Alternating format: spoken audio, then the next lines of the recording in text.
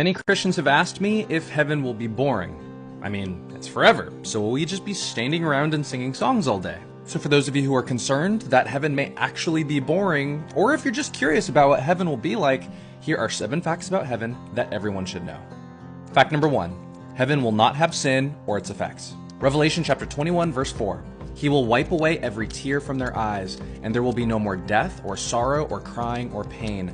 All these things are gone forever. In this passage, John, one of the 12 disciples of Jesus, is being told the future by Jesus, and at the end of time, John is being shown that there will be a new heaven and a new earth with a new Jerusalem. And in this new world, John says that there won't be any death, sorrow, crying, or pain. So really fast, for those of you who don't know, there is a heaven right now that's currently being used, but it will soon disappear, and God will bring a new heaven.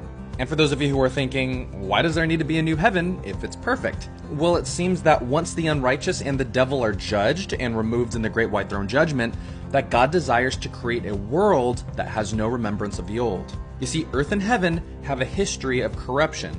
Earth is tainted with death and sin, and even heaven has places where Satan once walked as an angel. So in the same way that God created a perfect world back in the book of Genesis, God desires to bring forth a world that doesn't have any history of evil, which is why he says in Revelation chapter 21 verse 5, "Behold, I make all things new."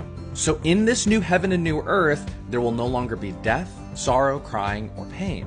And on top of that, Revelation 21:27 says, "But there shall by no means enter it," the New Jerusalem, "anything that defiles or causes an abomination or a lie, but only those who are written in the Lamb's book of life." Meaning there will be nothing that can enter into this new world that God creates that can defile anything, which means that this new world will not have any sin. And that means there won't be any corruption, and everything in it will be right and fair. So that means no hospitals, no police stations, no wars, no theft, no discrimination, no pride, no injustice. And because God says that death and pain will be gone forever, there will be no possibility of these things entering into this new society ever again.